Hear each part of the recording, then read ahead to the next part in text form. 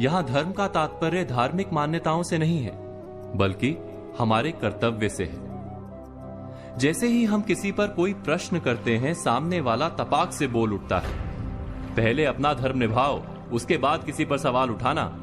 वो कहना चाहता है कि अपना काम ठीक से करो, फिर दूसरों पर कार्य ना करने का आरोप लगाओ।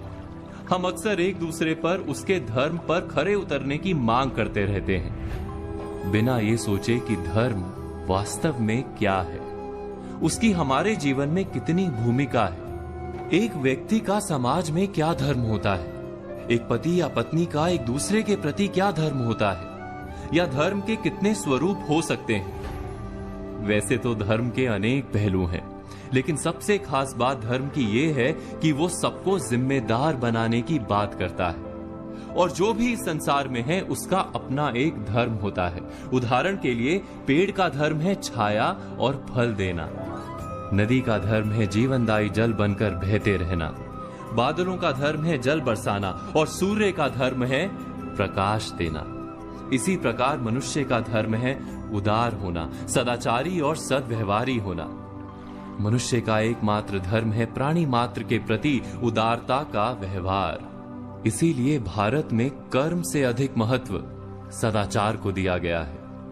सद्व्यवहार ही धर्म है, क्योंकि इस सद्व्यवहार में कर्म, धर्म, नीति, ज्ञान सब शामिल है। धर्म के अनेक रूप और प्रकार होते हैं, उसमें से एक रूप को एक कहानी के माध्यम से समझाने की कोशिश करते हैं। एक संत थे, नाम था क्षम्य मुनि। सहायता और सहनशीलता को उन्होंने अपना धर्म बना रखा था। एक दिन वो नदी से नहाकर निकले तो एक बिच्छू को पानी में बहते पाया। उनके मन में आया कि इस बिच्छू की सहायता करनी चाहिए। उन्होंने बिच्छू को पकड़कर बहती जलधारा से बाहर निकालने के लिए हाथ लगाया ही था कि बिच्छू ने अपने स्वभाव और अपने धर्म के अनुसार डंक मारा। मुनि की पकड़ ढीली पड़ गई, बिच्छू फिर से पानी में बहने लगा। मुनि ने फिर प्रयत्न किया, बिच्छू ने फिर डंक मारा। ऐसा कई बार हुआ। बिच्छू डंक मारता रहा, मुनि उसे उबारने का प्रयत्न धैर्य के साथ करते रहे।